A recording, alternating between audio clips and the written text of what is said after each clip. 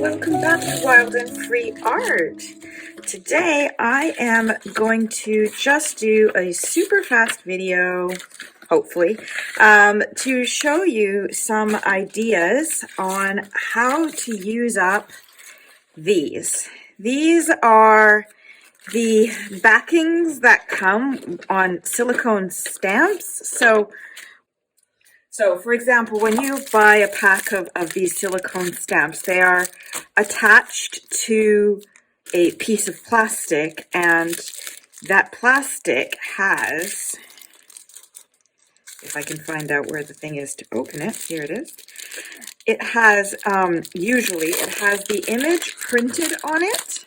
So, for example, you have the plain one here, and then if you peel the stamp off, you see you have the actual image printed on it. And some people keep these the way they are and they just store them as is, but I tend to have my own little storage system that I've created so that when I get one of these stamp things, I divide them and put them in the different categories that I've made for this storage, so that then I just know, oh, I want to do botanicals today. Great, I'll just grab that. So, for example, this one here had birds on it, but it also had flowers and berries, and so I put the little flowers in the flower one and the berries in the botanicals and so forth, so that when I want to use a certain theme of stamp, then I can just grab what I need.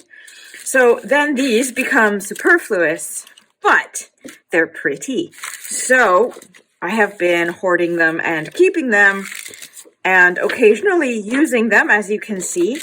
And I thought maybe somebody else is like me and has these but doesn't want to throw it away because, well, it's plastic. And so I thought, let's make a video to show other people some ways on how they can use these too. So I've made a few examples, and I put this down because I realized you couldn't see much on the cutting mat. So here we go. I've made a couple examples, and some of these are pretty easy. So these two stamps, they were just a set of two, and they were on like that, basically. So I just cut them in half. It wasn't too busy. And I turned this one into you can turn it into a tuck spot, or, just leave it as it is.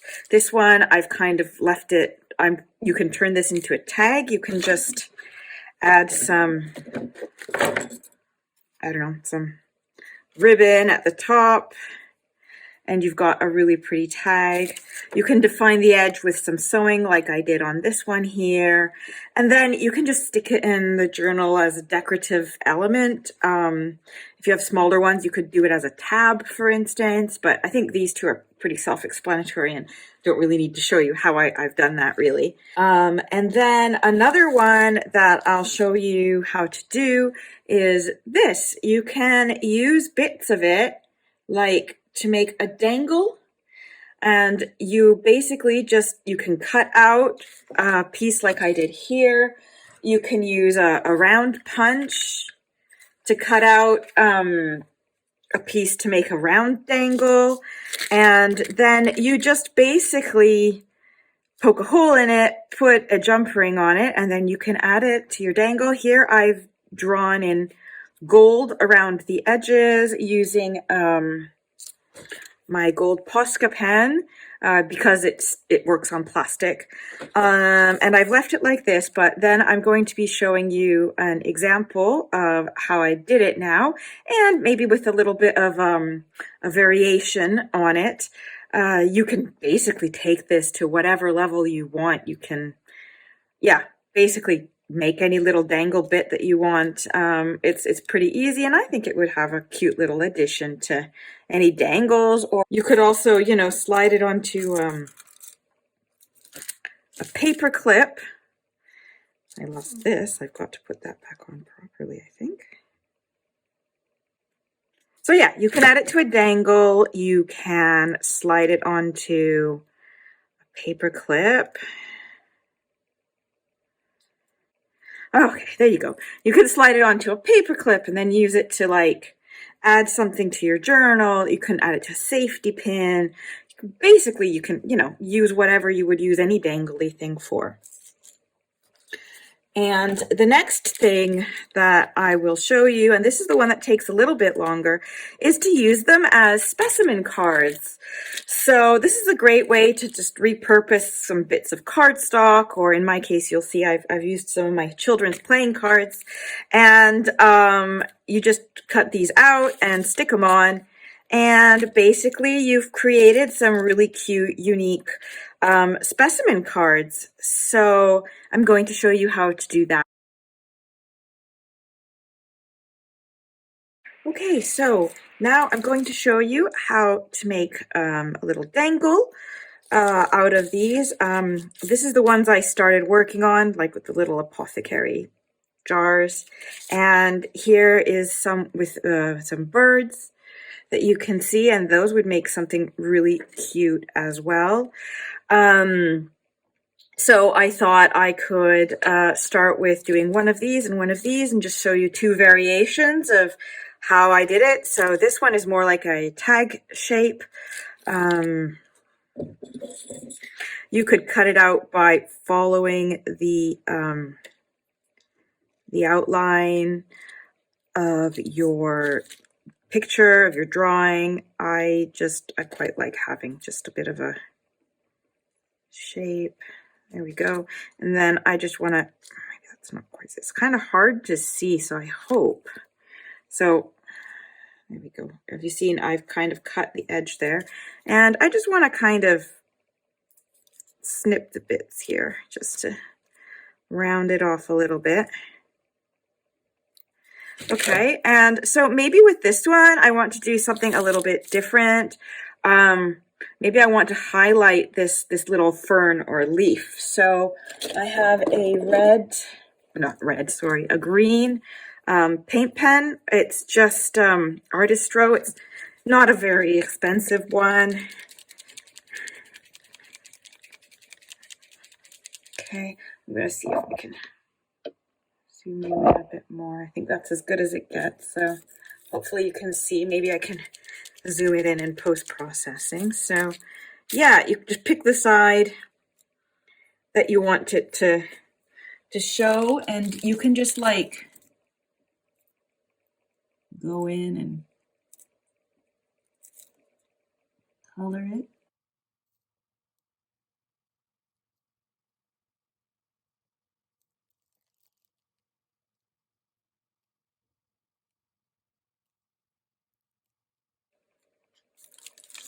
Okay, and so while I leave this one to dry, maybe we can do one with a bird.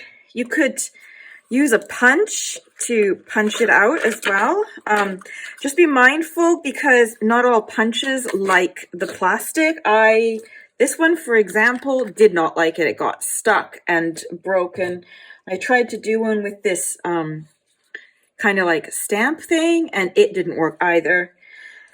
I'm hoping that this one will. So, you can choose the part that you want to focus on. So I quite like that, and fingers crossed this works.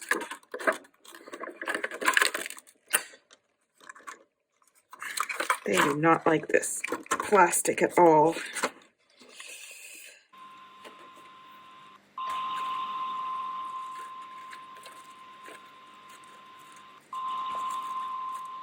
But I got most of it.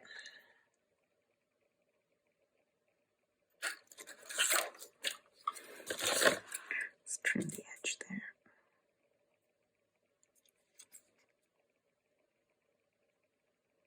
So yeah, maybe test it first. There we go. So you just got this, and maybe I'll make a little, I can do what I did with that one and just go around the edge a bit.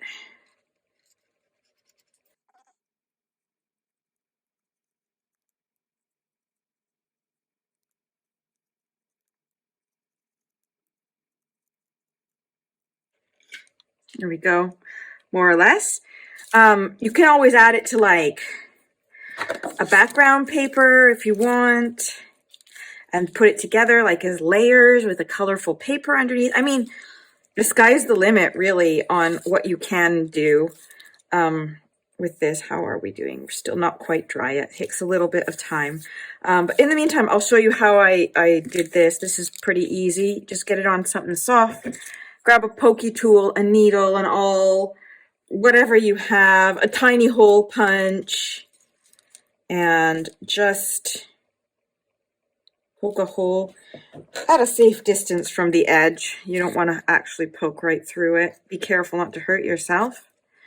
There we go. And then you get yourself a jump ring of the color and size that you want for your dangle, if that matters. I'm not going to be precious this time. Just grab whatever came. All right, nice bronzy coppery one. That's nice. So then, yeah, just open up your jump ring. Careful about getting it in the right hole. Slide it on. Close it. There we go. And there's your dangle. Ta-da! Ready to go. Let's see if this one is okay. That's a nice one. I think I'm going to also go around the edge with this one.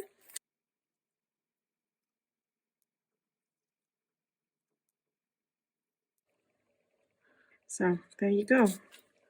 That's that one. So you've got some definition now on the sides. And then you just get your little pokey tool.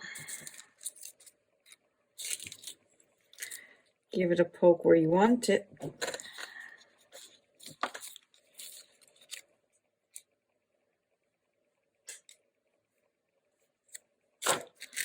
Get your jump ring.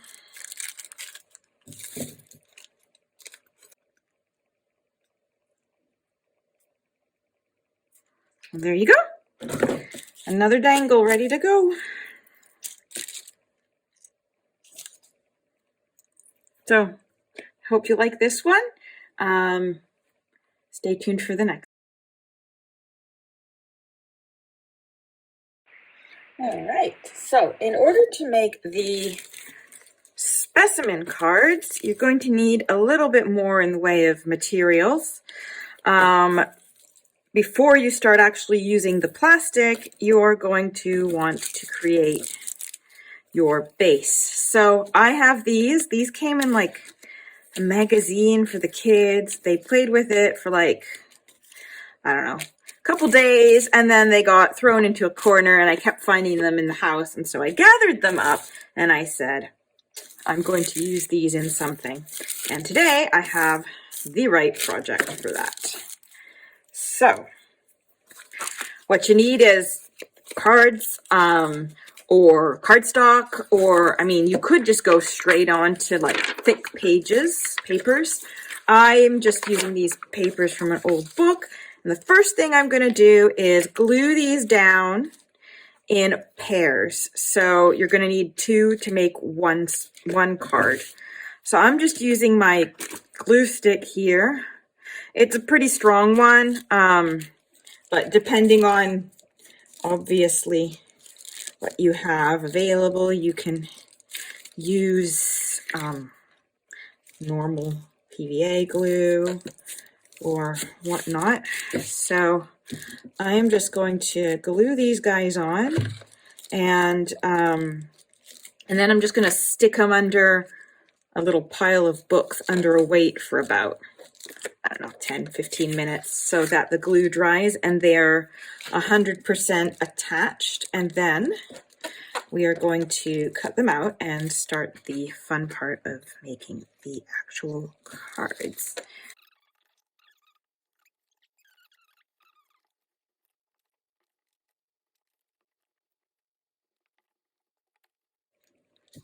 Now these are all glued down. I am going to stick them under some books and be back in about 10 minutes, and we will cut them out and get to work on the next step. Okay, so it's been a couple minutes, glued itself together, and I think we are more or less ready to go. So This step is pretty easy and self-explanatory. All you need to do is follow your card.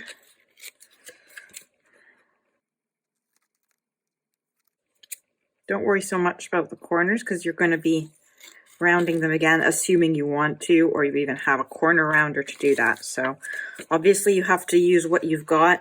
Don't go out buying things. Use what you have. That's the whole point of this type of crafting.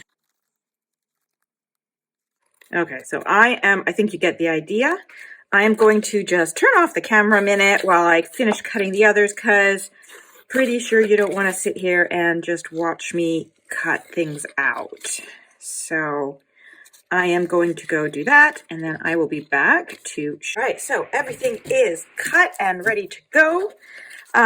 So now it's time for the next step. And do you remember when I said to be careful about the whole next step thing? Well, there's two reasons. One, when you punch your holes or cut your square or however it is you want to showcase your specimen, just one, double check that when you glue in your little dude, it's the right way. Because if you look here, yep, I did it upside down. And two, make sure that when you punch the holes, they are aligned and the cards are also facing the same way. You'll notice that this one is, where is the one? Oh, this one, sorry. This one is smaller than the rest of them because I didn't do it the right way around, and I had to kind of flip it around until I found a way to make them kind of match, at least with the circle, and then I had to retrim the sides to get rid of the overlap when the two cards were together. So yeah, just pay attention, that's all. Or else be creative in fixing your mistakes. That's my advice. So now the next stage is pretty easy. You take a set and you decide what you want to put inside. So in this case, like, I just wanted to say, some of these have a lot of space between them, like this one did, right? It was two big ones, so that was easy. I chopped it in half and turned it into little tags, right? But some of them are quite crowded together, like this one here with the birds and stuff. So you're going to get some of the other bits in it, but in some cases, I think that actually adds to the beauty of it. So it's up to you to decide how you want to do it. But basically, you decide what you want to use, okay? And then you decide how you want to punch the hole. So if you want to make it big, or if you want to make it small, or if you want to make it square, if you want to cut it by hand, make it wonky. I mean, it's up to you. The only thing I have to say is, as I said before, make sure that you do it in the same space for both of them. So in this case, I've made sure I'm up in the right way. I punched the hole here. Got this, you can always use that for later. And then what I'm going to do is flip this over. Don't do it on that side. Flip it over. Line it up, because if you do it on that side, your holes will not align. And grab something and trace the circle, more or less, so that when you go in there with your punch or your line or whatever it is that you use to cut, it is lined up in the same way, and that when you put these two pieces together, you are aligned. Okay, so that's lesson one. And then I will do another two with the big hole just to show you how they look. That's the small hole. Here's the big one. Okay, you can do this, Laura. All right, so the big one.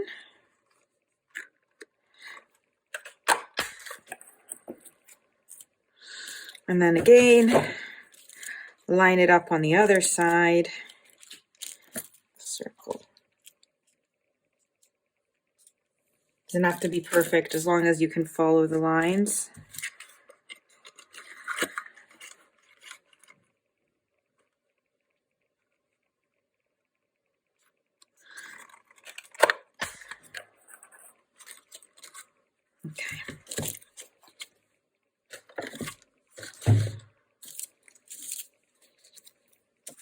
There we go. So now we have 2 specimen cards ready to go. Now it's the question of finding the specimen that you want to use. So a way to do it is just basically you take your plastic and slide it in and, you know, just basically do it around. Now, in this case, I don't know if you can see, but if I wanted to center my mushroom, there's a bit of space here. So you can either choose to do it like that or just, you know, kind of skip it by. That one looks more like a pizza thing. That one's kind of cute. Again, you have these small ones. You can do a little mosquito, got some little bug here. So you can see how that's going to look. And then, of course, you can do the exact same thing with the big one. You can say, oh, I want to do the hummingbird, you know, and this one barely makes it to the edge. But you can do the hummingbird, you can do this guy and get some berries and some leaves in it. So, you know, you can just figure out the best way that you want to do it. Might make a little bee one, I think, for this. So when you've decided which one you want to cut out your shape. So not too big, not too small. Get it about, you know, around the edge or so. So if you go over, that's fine because you can just trim it off after. So what you do now is, if you want, you can always color it like we did for the little dangle. I'm going to keep it like this because I think it kind of adds to the mystery. And you're going to basically glue this guy here. So for gluing the plastic, I have been using the double-sided tape, the thin stuff, but just in a couple spots because I just think it's a bit stronger in attaching the plastic. But for gluing the whole thing together, I have been using just PVA, regular glue. You could use your glue stick again. You can use whatever you've got depending on what you have at home. So I just use 2 on one side and then 2 on the other. I'll show you how I do it. You peel that back. Okay. Position your little bee or whoever it is. That's good. Okay, more or less. Need to be careful because he's not 100% in the plastic on the whole circle there. Okay, now he's all covered there. And then I take another 2 to put on the other edges just to make sure that it doesn't lift, basically. It's just insurance policy, let's call it, yeah?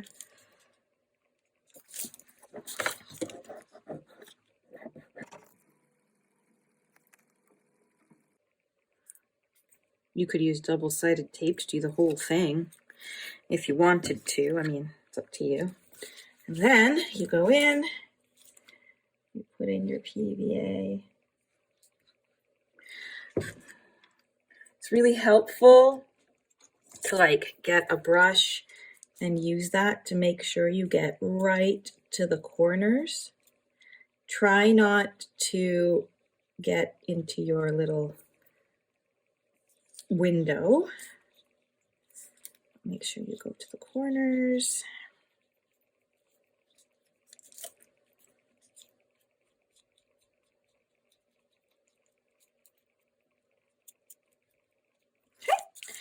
And then grab the other one, make sure it's as lined up as you possibly can, especially the circle, because you can trim the edges. Okay, you line everything up.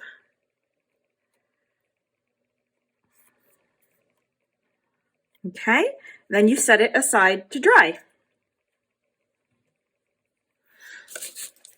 So we're going to do the same thing. I don't know, I'm kind of keen on a mushroom one.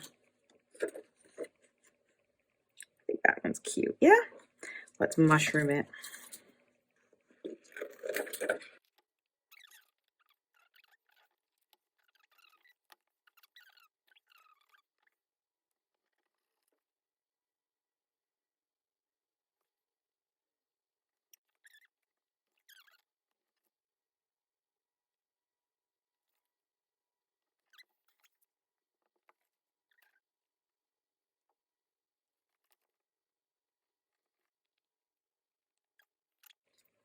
I am going to leave these to dry, and then we'll come back for the next step in making these little specimens.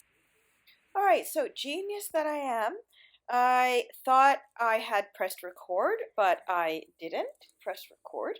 So basically, the only thing that I did while I chatted away to nobody was to just run a bit of gesso across some of the cards to just fade the words a bit, and then I just took a little bit of ink and basically just inked the edges of it. So thankfully it wasn't a huge thing that you missed. And then the next step here is to make the embellishment on the card. So, excuse me. So basically here I just decided to do a few layers. I have some old paper and some burlap and some thread, and I put it down, and then I went through all my sentiments and the cutouts that I've done from books and magazines and all that over time, or that I've written myself. And I've just chosen ones that I feel would work well with the image in the card. And then once I've laid everything out, the only thing I'm going to be doing is basically just gluing it down, and that's pretty much it. Your card is done.